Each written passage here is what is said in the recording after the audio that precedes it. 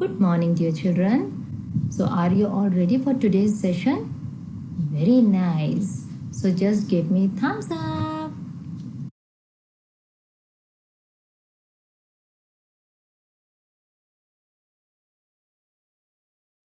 So, the name of your book is Harmony English Reader. This is your English book.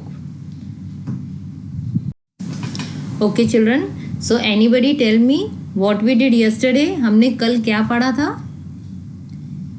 Yesterday we did lesson 1. I am glad I am me.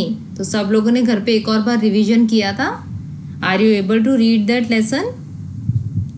Very nice. Okay, so today we will start doing the lesson 2, the miserable beggar. Okay, this is story. So are you all ready for the story? Very nice. So listen it very carefully. Okay, अगर आप ध्यान से नहीं सुनोगे तो आपको story के hard words नहीं समझ में आएंगे. Fine? Okay, very nice. All the children are very good. So shall I start? Give me thumbs up. Good. Okay. So the story name is The Miserable Beggar. It was a cold winter afternoon and the streets looked quite deserted.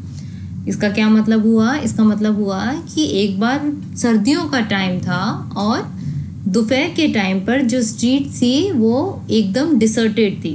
What is the meaning of deserted? उसका मतलब होता है खाली खाली, empty. Okay, सो सर्दियों के time पे, दोपहर के टाइम पे जितनी भी स्ट्रीट्स वगैरह थी, स्ट्रीट्स का मतलब होता है रास्ते, गलियां, वो सब एकदम सुनसान थी, एकदम खाली थी. बिकॉज आफ्टरनून में तो सब अपने अपने घर में होते हैं, right? A lawyer named Satoff was passing by when all of a sudden a beggar stopped him on the way. What is the meaning of this? इसका मतलब हुआ a lawyer. Lawyer मतलब कौन होता है? वकील, है ना, जो कोर्ट में केस लड़ते हैं, जो ब्लैक कलर का कोट पहनते हैं, राइट? तो उसका क्या नाम था? Satoff. The lawyer named Satoff was passing by when all of a sudden a beggar stopped him on the way. मतलब जो लॉयर था वो अपने रास्ते से जा रहा था, लेकिन अचानक से उसे किसने रोका? अ बैगर. बैगर का मतलब क्या होता है? भिखारी. जैसे आप लोगों ने भी देखा होगा जो पैसे मांगते हैं, है ना, दैट आर कॉल्ड बैगर. तो एक बैगर ने आकर उस लॉयर का रास्ता रोका. Have mercy on the poor beggar, he said. Mercy का मतलब क्या होता है? मर्सी का मतलब होता है कि दया, है ना, मेरे ऊपर दया करो, ऐसा करके हम लोग बोलते हैं ना कभी कभी. So have mercy on the poor beggar. Poor beggar ने क्या कहा? कि मेरे ऊपर दया करो. I haven't eaten anything for the past 3 days. मैंने 3 दिन से कुछ खाना नहीं खाया है. I am very hungry. At one time I served as a school teacher but I lost my job due to some reasons. Okay, I will tell you the meaning of whole paragraph. ये जो मैंने अभी पढ़ा है, I will tell you the meaning. जो beggar होता है उसने लॉयर से क्या कहा? मेरे ऊपर दया करो, मैंने 3 दिन से कुछ नहीं खाया है, मैं बहुत भूखा हूँ. हंग्री का मतलब क्या होता है? भूखा, है ना. एट वन टाइम, बैगर ने फिर आगे क्या कहा? कि मैं पहले एक टीचर हुआ करता था. मतलब जो बैगर था ना, वो पहले से बैगर नहीं था, he was a school teacher. पहले वो एक टीचर था, पर किसी रीजंस की वजह से उसकी जॉब चली गई. ही लॉस्ट हिज जॉब, है ना. तो लेकिन उसको अपने पेट के लिए कुछ तो करना था, राइट? उसको भूख लगी है, उसको रहना है कहीं पर, तो उसको कुछ ना कुछ काम तो करना ही था. पर उसकी जॉब चली गई थी, तो उसने क्या किया? He was become beggar. तो वो beggar बन गया, राइट? सो नाउ ऐसा उसने लॉयर को अपनी सारी स्टोरी बताई. Now I will continue the start reading the lesson. अब मैम उसके आगे से पढ़ रही हैं. आप लोगों को जहाँ जहाँ मैम रीड कर रही है ना, आप लोगों को एकदम ध्यान से सुनना है, समझना है कि मैम कहाँ पर पढ़ा रही हैं. Okay, fine.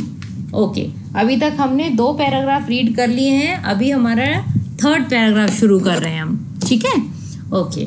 The lawyer looked at the beggar silently. Silently का मतलब चुपचाप, है ना.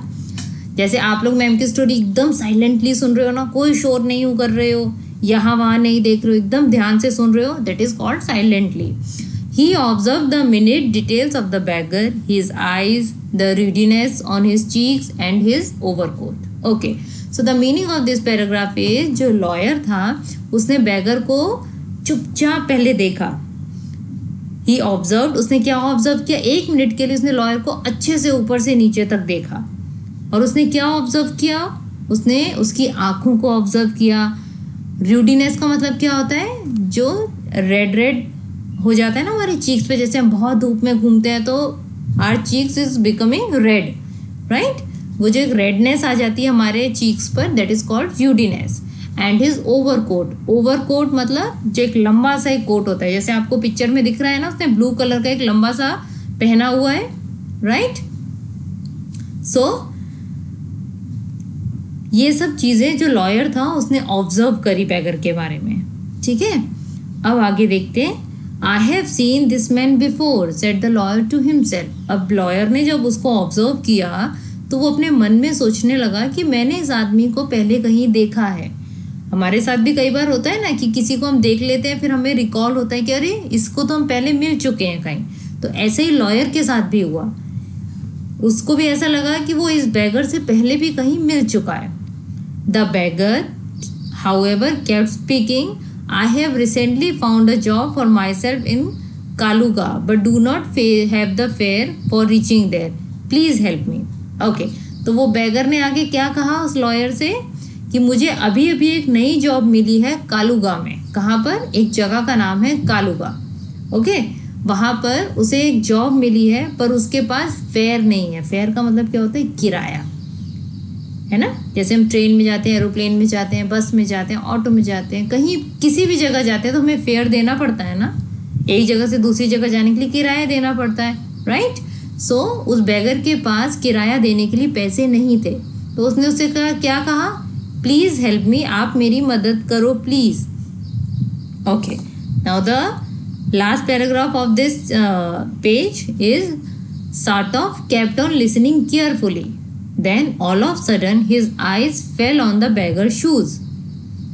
Okay, इसका क्या मतलब हुआ, जो sort of था उसने बहुत ध्यान से, वो ऑब्जर्व कर रहा था ना बैगर को, तो उसने बहुत ध्यान से पहले उसकी बात सुनी। देन अचानक से उसकी आईज कहाँ पर टिक गई, जाकर उसके शूज़ पर। किसके शूज़ पर, बैगर के शूज़ पर।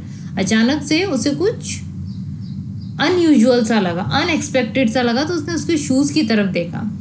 One shoe was high while the other was लो। इसका क्या मतलब हुआ, मतलब एक शू जो था वो थोड़ा ऊंचा उठा हुआ था और एक शू जो था वो थोड़ा नीचा था। मतलब दोनों शू, जब हम पैरों में शूज़ पहनते हैं तो दोनों बैलेंस होते हैं ना, ऊपर नीचे तो नहीं होते। बट ये जो बैगर था उसका एक शू ऊपर उठा हुआ था, एक शू नीचे था। I remember now, I saw you the other day in Sadovaya street. Okay, अब लॉयर को लग रहा था ना उसने पहले बैगर को कहीं देखा है, तो अचानक से उसे याद आया कि अरे मैंने तो इसको सदोवया स्ट्रीट पर देखा था। ये एक स्ट्रीट का नाम है, एक गली का नाम है, एक जगह का नाम है, Sadovaya street. You are begging there too, मतलब तुम वहाँ पर भी बैगिंग कर रहे थे। बैगिंग का मतलब भीख मांग रहे थे, right. The only difference is that then you said you were a student and not a school teacher. Do you remember or not? Okay, अभी देखो लॉयर कितना इंटेलिजेंट था। उसे जैसे ही रिकॉल हुआ कि उसने उसको सदोवया स्ट्रीट पर देखा है, तो उसने क्या कहा कि उस दिन में और अब के दिन में सिर्फ क्या डिफरेंस है कि आज तुम कह रहे हो कि तुम एक टीचर थे जिसने अपनी जॉब खो दी, लेकिन उस दिन तुमने क्या कहा था, उस दिन तुम कह रहे थे कि you are a student and not a school teacher. So what is the meaning of this? कि the beggar was telling a lie. मतलब वो जो बैगर था वो सिर्फ भीख मांगने के लिए झूठ बोल रहा था।